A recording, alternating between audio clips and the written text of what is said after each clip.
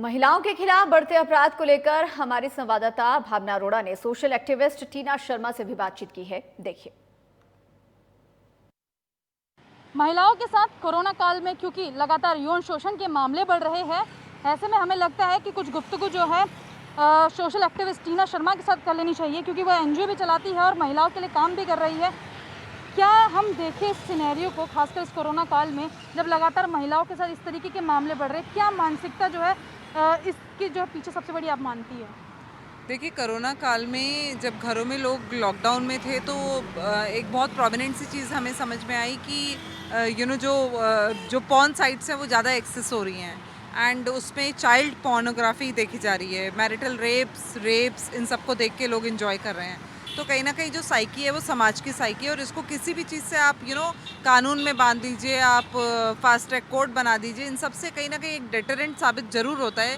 लेकिन जब हम महिलाओं में बीच में जाके काम करते हैं तो ये समझ में आता है कि कोरोना काल में लोगों के ऊपर अत्याचार बढ़े हैं, सेक्सुअल हैरेसमेंट बढ़ा है, बच्चियों के साथ गलत हो रहा है और उन सब चीज़ों को कहीं ना कहीं कर्ब करने के लिए आपके पास सही मायने में देखा जाए तो टेक्निक नहीं है।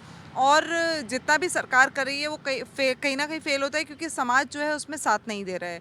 आपने रेप केसेस जो हैं आज भी उतने ही चल रहे हैं। न्यूज़पेपर्स में हो सकता है कोरोना की रिपोर्टिंग ज़्यादा हो, रेप केसेस की कम हो, लेकिन नंबर्स कम नहीं है, थाने में रिपोर्टिंग उतनी है।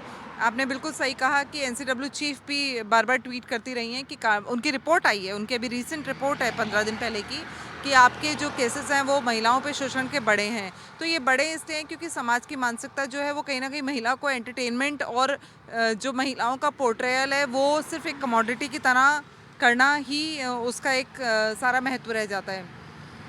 और बड़ी बात यह है कि चाइल्ड पोर्नोग्राफी जो साइट्स हैं जिसको गवर्नमेंट बैन कर चुकी है, 856 साइट्स हमने बैन की थी, उसमें चाइल्ड पोर्नोग्राफी भी बहुत पहले से बैन होता आ रहा है, लेकिन किसी न किसी पोर्टल से आप उसको एक्सेस कर लेते हैं, क्योंकि there are mediums and modes कि जहाँ से आप जाके उनको एक्सेस करते हैं और उन पर FIR भी हो रही हैं। लेकिन सवाल मेरा ये भी है, ह्यूमन ट्रैफिकिंग भी बढ़ी है।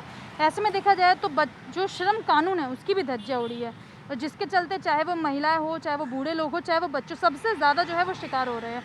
तो कहीं ना कहीं कानून का भी फेलियर नज़र आता है।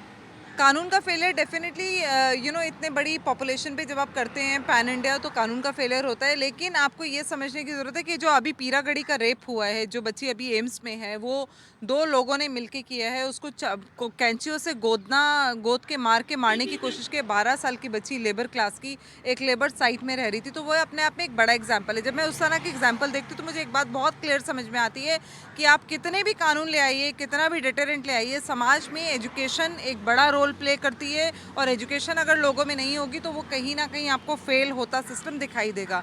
रही बात जो आपने दूसरी बात कही है कि महिलाओं और बच्चियों पे जो अत्याचार हो रहे हैं वो बड़े हैं, डेफिनेटली वो बड़े हैं, बढ़ेंगे, क्योंकि समाज में महिलाओं और बच्चियों को हम एक तरफ देवी की तरह पूछते हैं और एक तरफ हम उनका शोषण कर रहे हैं।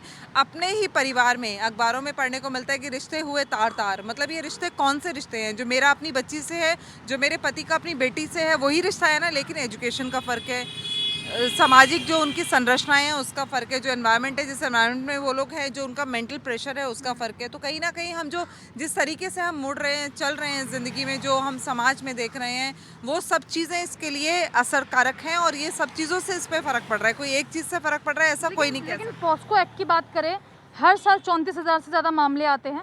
पिछले 5 सालों की बात करें तो 10 गुना मामले बढ़ गए हैं। ऐसे में सवाल ये है कि मुआवजा भी ठीक ढंग से नहीं मिल पाता है, और अपराधियों की बात करें तो 94% ऐसे अपराधी निकलते जो कि घर के होते हैं। Protection of sexual harassment for POCSO act की अगर हम बात करें तो ऑफकोर्स अपराधी घर के होते हैं, क्योंकि एक्सेस उन्हीं को होता है। पहले उन्हीं को पता होता है कि इस बच्चे को हम कैसे ल्योर कर सकते हैं, इस बच्चे को हम कैसे ले जा सकते हैं और आसानी से हम कैसे ले जा सकते हैं, अपार्ट फ्रॉम जो आपके भिखारी बैठे हैं या जो आपकी लेबर और जो बंजारे बैठे हैं सड़कों पे, जिनके बच्चों को रात को उठा लिया जाता है। तो ये एक अपने आप में बड़ी प्रॉब्लम है और इस प्रॉब्लम को कर्ब करने के लिए मैं धन्यवाद देना चाहती हूँ मेनका गांधी जी का, जिन्होंने उस लॉ में, एंटी रेप लॉज में और जुवेनाइल लॉज में और पॉक्सो में काफ़ी, प्रधानमंत्री जी ने जो है वो उसको अपग्रेड किया है। लेकिन अभी भी मानसिकता समाज की बदल नहीं रही है और इतने केसेस हैं कोर्ट में कि वो भी लंबित पड़े हैं। मतलब कोरोना का समय ऐसे में केसेस का लगातार बढ़ना, कई लोगों से हमने भी बातचीत करी, फ्रस्ट्रेशन एक बड़ी वजह बता रहे हैं। लेकिन आपको क्या लगता है मजबूती कहाँ लाने की ज़रूरत है, क्योंकि आप जो है महिला सेक्टर्स में काम भी करती है, कई केसेस भी आपके सामने आए होंगे।